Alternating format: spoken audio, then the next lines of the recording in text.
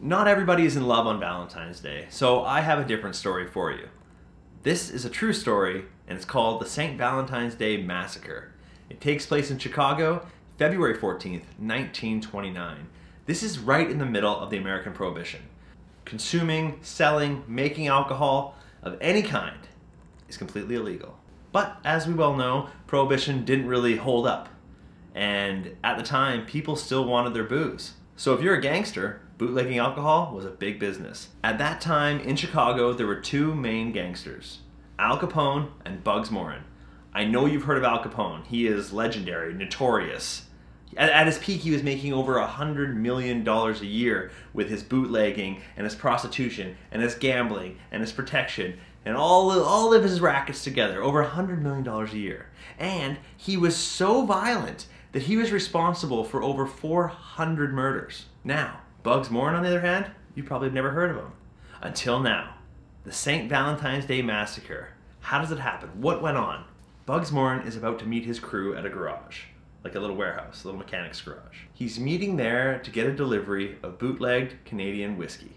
Now, as he's walking up to the garage, he notices a cop car circling around, and he thinks it looks suspicious. So instead of going to the garage and meeting his team, he turns around and goes across the street and gets a coffee.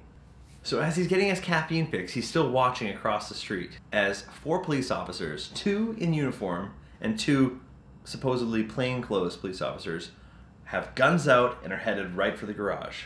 Once the police entered the garage, they asked all 7 of Bugs' men to line up and face the wall. Now, these are career criminals, these guys, so this is probably pretty routine for them.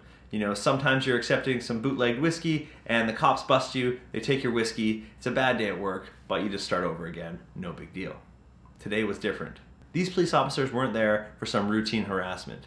They were there to send a message, and this message was coming from Al Capone.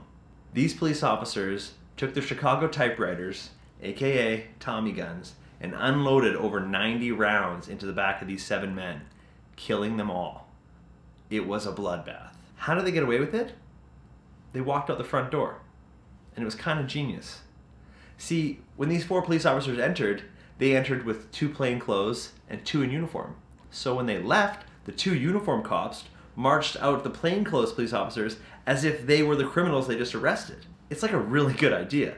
So an onlooker would hear all these shots fired and look over and see these police come out with 2 of the suspects arrested. It would seem like a very successful gunfight, and now the cops got their guys, you know? Yay, Chicago's finest, woohoo! Only if you were there from the very, very beginning would you be like, that's the same 4 guys that went in together. But who was gonna do that? The goal of this massacre was to kill Bugs Moran. But because Bugs is a cautious, suspicious, smart guy, he didn't go inside. Now, while this was all taking place, they couldn't really pin it on Al Capone. He wasn't even there. He was in Miami during the time of the shooting. But even Bugs Moran himself said Al Capone is the only guy that kills like this. And even though this hit didn't kill its intended target, it did have the desired effect. Bugs Moran quickly relinquished all of his power and focused on more petty crimes. He was arrested 17 years later doing some bank robberies, and he died alone in prison, completely penniless. To this very day, the case is still technically unsolved, but we all know what really happened, nearly 100 years ago on Valentine's Day. Now that is not a love story. If you like this kind of history, join us on my podcast, Original Heists. Take care.